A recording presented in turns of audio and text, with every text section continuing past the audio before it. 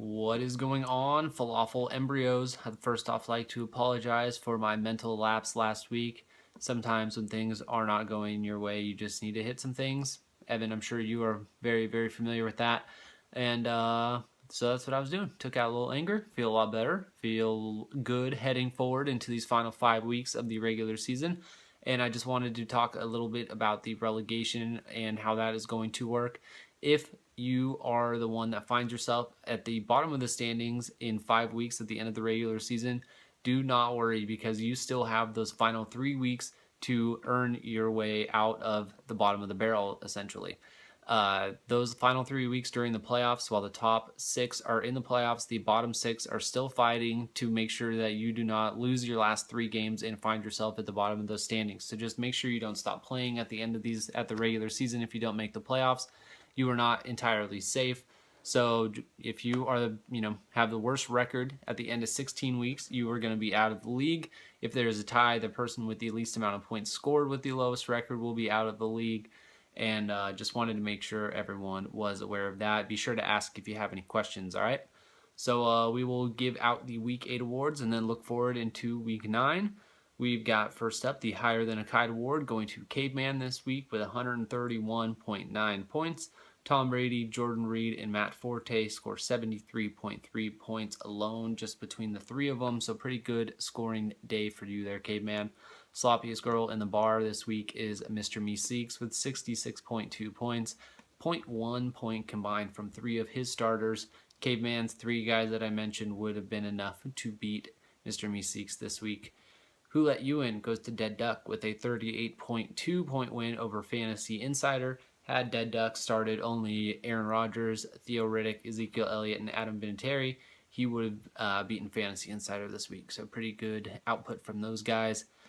The baddest bench this week goes to Mr. Meeseeks with 86.4 points. Outscored his own starting lineup with Chris Hogan, Jordan Howard, and Jamison Crowder alone. And his bench would have been enough to beat Fantasy Insider this week as well.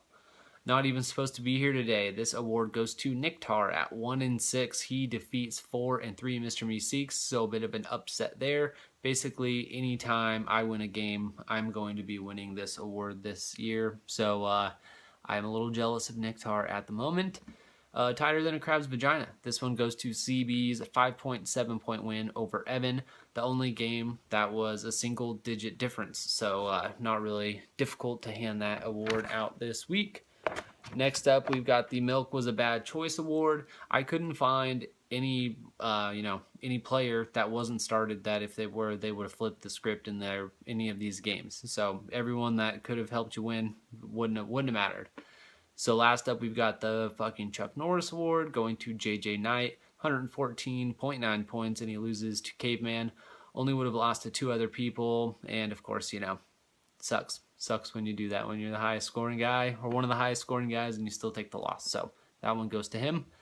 We look forward to Week 9. Games of the week this week, we've got 5-3 Go Pack Go versus 4-4 Evan, 5-3 Caveman versus 4-4 Dead Duck, and 6-2 Benchwarmer versus 4-4 CB. So those are some all pretty tight matchups there. Then we've also got 5-3 JJ Knight versus 3-5 S. Ramir, 5-3 Darth Paikai and DJ M versus 2-6 Nicktar, and then 4-4 Mr. Meeseeks versus 1-7 Fantasy Insider. Fantasy Insider joining Jetty and myself as the only 1-7 members of the Falafel Leagues. So we got to do something about that. Let's all go ahead and get a victory this week, and good luck. Like I said, 5 weeks left in the regular season to deal with playoff seeding and all of that. 8 weeks left in the season altogether. So let's make it a good final push to the end. All right, I will talk to you guys next week. Later.